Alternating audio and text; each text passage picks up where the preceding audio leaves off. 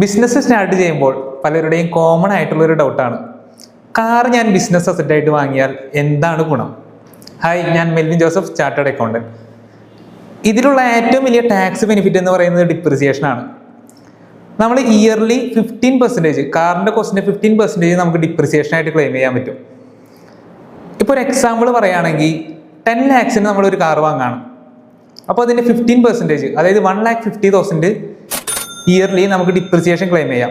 പക്ഷേ ഇതിലൊരു ക്യാച്ചിങ് ഉള്ളത്, 180 days ഓർ മോർ ഈ കാർ യൂസ് ചെയ്താൽ മാത്രമാണ് ഈ 15% ഫുള്ളി നമുക്ക് ക്ലെയിം ചെയ്യാൻ പറ്റുള്ളൂ.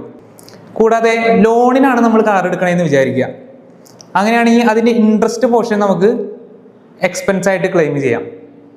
അതുപോലെ തന്നെ കാറിന് വരുന്ന സർവീസ് കോസ്റ്റ്, റിപ്പയേഴ്സ്, ഇൻഷുറൻസ്, ഇതെല്ലാം നമുക്ക് എക്സ്പെൻസ് ആയിട്ട് ക്ലെയിം ചെയ്യാം. ഇതുപോലെയുള്ള ഫിനാൻസ് ടിപ്സിനായി താഴെ കാണുന്ന ഫോളോ ബട്ടണിൽ നിന്ന് ക്ലിക്ക് ചെയ്തോളൂ.